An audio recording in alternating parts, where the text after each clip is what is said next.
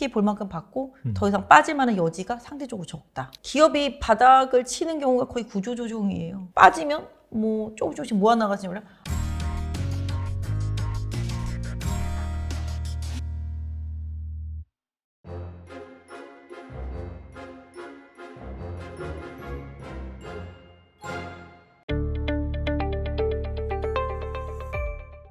삼성전자 포함해서 반도체 좀 알아봤는데 또 하나의 또 큰 축이 인터넷 플랫폼.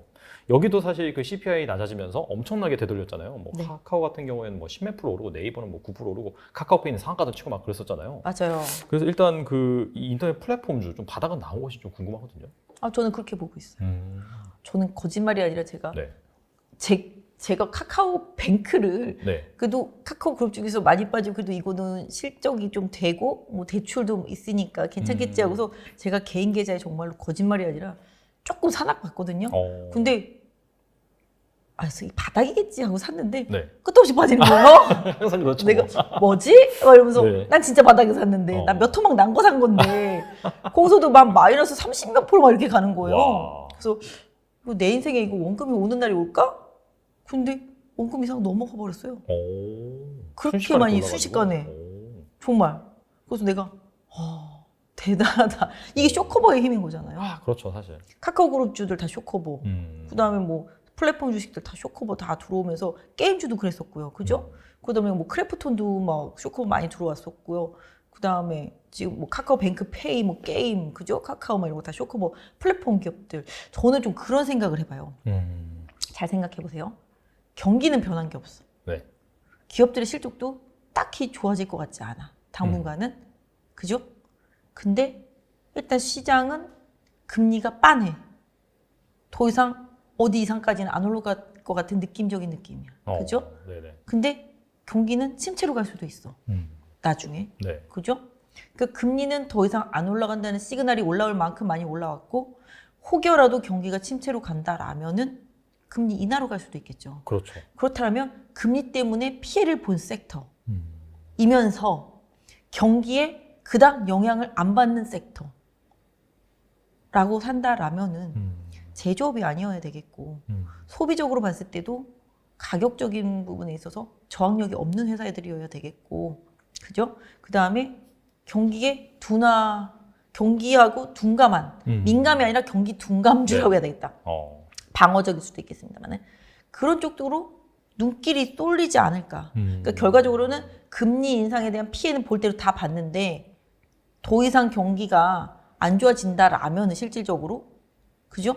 실질적으로 안 좋아진다라면은 금리 인하할 상황이 올 수도 있잖아요. 그렇죠.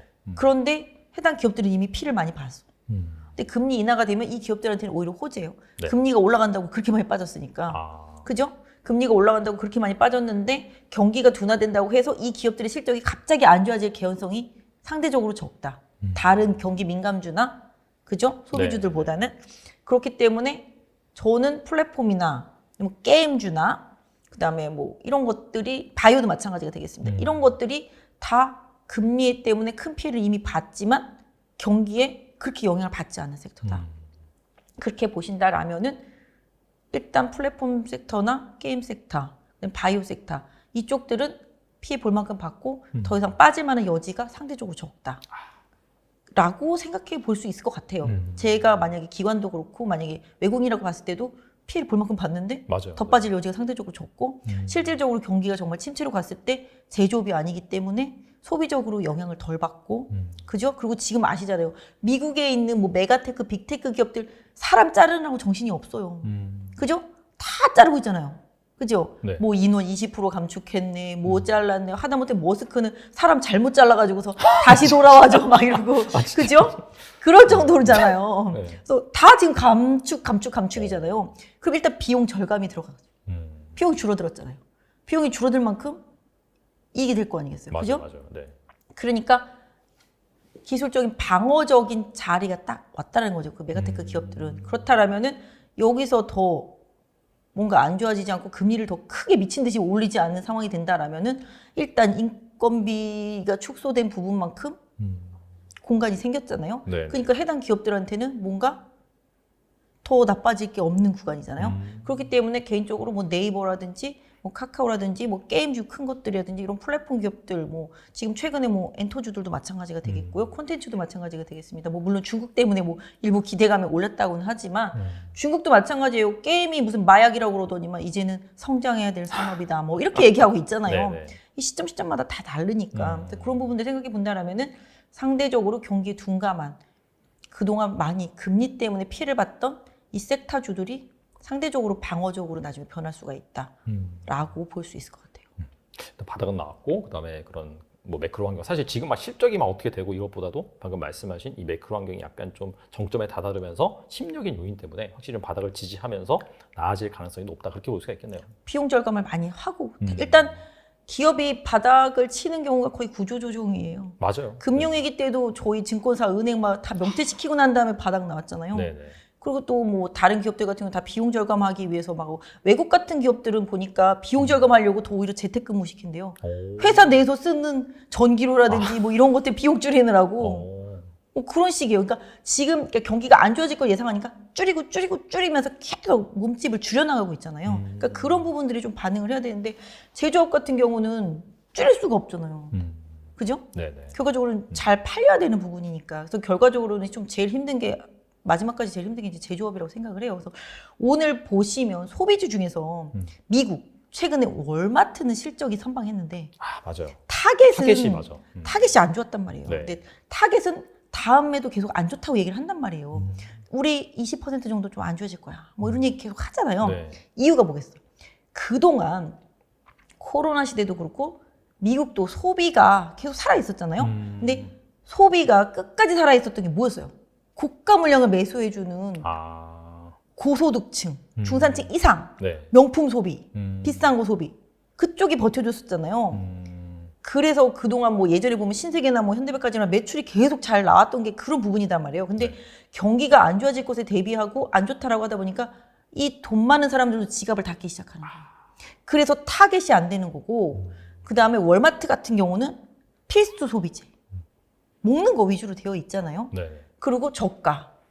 왜냐하면 뭐 타겟 같은 경우는 스타벅스가 들어가 있다라면은 이 월마트 같은 데는 그 뭐지? 샌드위치 하는 회사? 서브웨이. 네, 이런 것들 들어가 있어요. 그러니까 먹고 사는 필수 소비재 이런 쪽들이 있는 회사는 방어적으로 되고 있는데 비싼 고가 상품을 팔고 이미 소비재를 팔고 있는 타겟은 안 좋게 얘기해요. 그러면 미국도 결과적으로 그동안 소비가 버텨줬었는데 이제 슬슬 소비가 좀 정점에 다다라서 줄어들 수 있는 개연성들이 생기고 있는 거잖아요. 그러면 이게 실질적으로 경기가 좀 둔화될 수 있는 시그널이 된다는 거잖아요. 그렇게 되면 금리 인상에 대한 시그널이 또 줄어들 수도 있잖아요.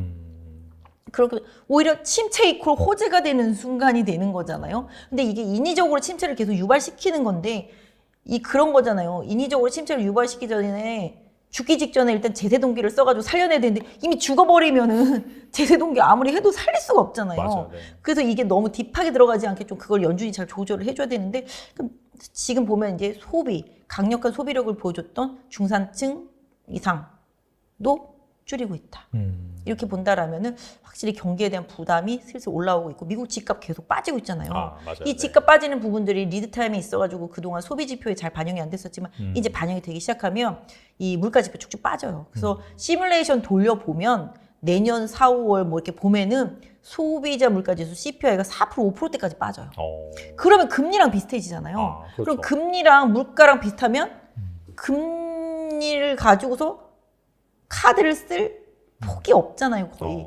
그렇게 되기 때문에 시장은 내년 1, 2분기에 오히려 바닥에 대한 시그널을 더 보는 거죠. 그래서 지금 또 미리 움직이는 것도 있고요. 예, 그렇게 본다라면은 아까 말씀드린 대로 소비주라든지 그런 제조업 이런 부분들이 부담스러운 건 사실이다. 그래서 이미 소비재는 힘들고 필수 소비재는 그나마 방어적이지만 아까 말씀드린 그런 플랫폼 주식들은 그런 소비류가 아니다. 경기에 크게 민감하지 않다. 그러네요. 라는 부분들 고려해 보시는 게 맞을 것 같아요. 알겠습니다. 그리고 약간 종목적으로 온기가 돌면서 또 최근에 중국이 또 제로 코로나 완화 시그널 좀 보내고 있고 네네. 그러다 보니까 증시에서 약간 리오프닝 관련주 제 기억으로는 지난번에도 나오셔가지고 리오프닝 관련주 몇 개 좀 얘기를 해주셨거든요. 네네네. 근데 최근에도 약간 좀 들썩이고 있는 것 같아요. 그래서 약간 주목할 만한 주식이 있는지 말씀해 주시면 좋을 것 같습니다. 사실 리오프닝 관련주는 그런 거잖아요. 결국은 코로나가 끝나면 좋아질 수밖에 없는 섹터인데 소비 섹터다 보니까 지금 더 위축이 많이 됐어요. 근데 제가 어저께 본 데이터를 보니까 내년에 가장 좋을 것 같은 업황이 뭔가요? 라고 이제 뭐 경제 관련 아는 사람들한테 이렇게 질문을 던졌더니 항공이요. 그러면 내년에 제일 안 좋을 것 같은 섹터가 뭔가요? 질문했더니 건설이요. 이렇게 답이 나온 거예요. 이해는 가죠. 네네. 건설이 당연히 안 좋겠죠. 그렇죠. 지금 PF가 터지네 마네 맨날 그러고 있는데 겨우겨우 막 되게 틀어막고 있는 상태니까 뭐 집은 안 팔린다고 그러고 미국도 이제 계속 집값 하락하고 있고 중국은 뭐 부동산 막으려고 난리고 터질까봐 그러니까 그만큼 부동산이 차지하는 역할이 되게 커요. 다들 평생 집 하나 장만하려고 일하잖아요. 그죠? 그렇죠. 집값이 빠지면 그 개별 가구의 소득이 전체적으로 줄어들고 자산이 줄어드는 효과가 나오기 때문에 소비가 확 줄어요. 그렇지 않나요? 내가 집 3억에 샀는데 벌써 6억 됐어. 나 좀 써도 될 것 같아. 이랬는데 나 집 6억에 샀는데 집이 4억 됐어. 그러면 뭔가 줄여야 되고 이자 부담은 엄청나고 그 이자 부담 자체가 손실인 거잖아요. 그렇죠. 그러다 보니까 소비가 더 주는 효과가 나타나는데 기본적으로 리오프닝 관련주 중에서는 저는 항공은 지금 환율이 많이 빠졌다가 다시 반등하고 있지만 항공 수요는 확실히 늘어날 수 있다고 생각해요. 항공 수요는 어쩔 수가 없어요. 뭐 물론 그동안 대한항공 같은 경우는 화물 항공으로 먹고 살았는데 지금 여객 송객이 늘어나고 있단 말이죠. 공항 가면 완전 매어 터져요. 근데 비행기가 없어서 못 실어요. 진짜요? 왜냐하면 그 많은 비행기들을 다 화물기로 바꿨었기 때문에 다시 또 이제 이 화물기를 여객기로 바꾸고 있는 상태이거든요. 근데 지금 운항 이제 편수가 예전에 비하면 현격하게 작잖아요. 이게 정상화되려면 내년 한 1, 2분기 지나야지만 좀 정상화된다고 그러더라고요. 옛날만큼. 그리고 뭐 요새는 다들 아시겠지만 해외여행 가려고 난리예요. 그렇겠네요. 제 손님도 나 유럽 3개월 갔다 올까 막 이렇게 전화하고 갔다 오신다고. 그럼 어떻게 사면 주문은 그랬더니 카톡해 뭐 이러면서 가셨어요. 어저께.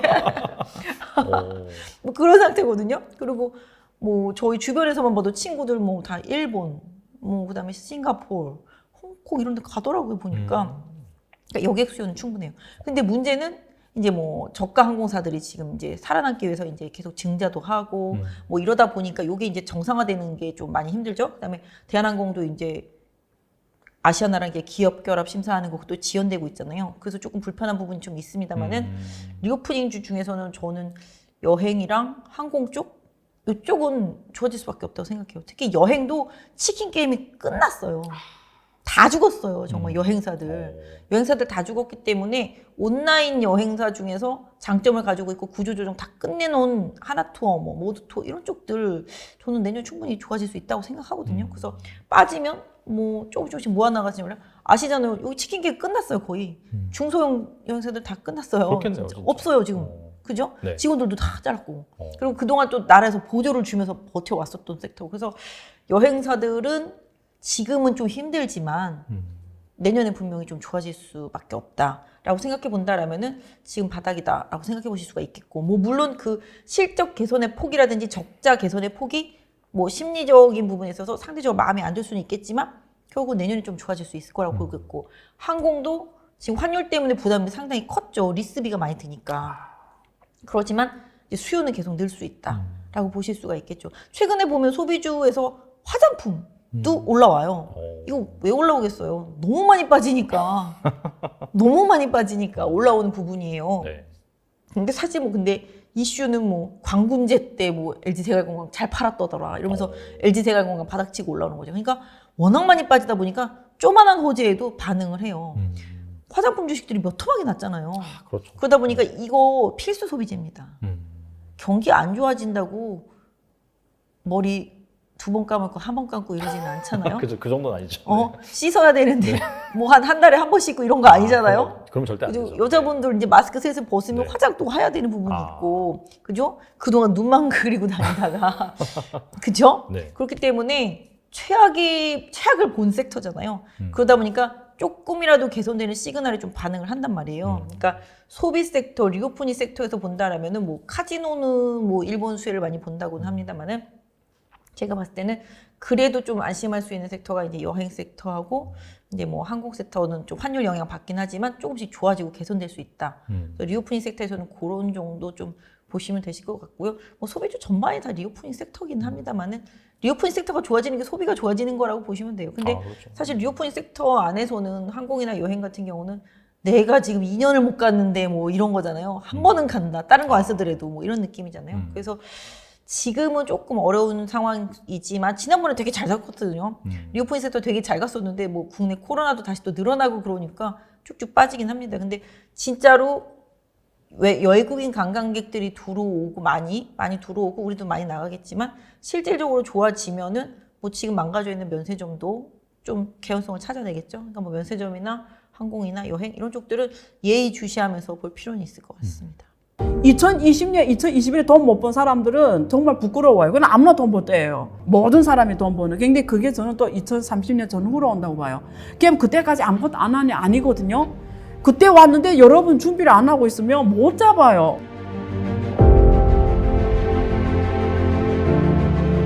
그럼 여러분, 기술의 판이 바뀐다는 거예요. 지금은 또 새로운 기술을 기반으로 해서 새로 50년 주기가 시작되는 시점에 와 있다. 근데 여러분 운 좋게 지금 이 시장에 숨쉬는 사람들은 그 50년 기회가 한번 잡을 수 있게 됐다는 거예요. 어려운 게 아니거든요. 사람들이 어렵게 보거든요. 투자라고 하면은 전혀 아닙니다. 모를 때는 어려워요. 알면은 쉽거든요.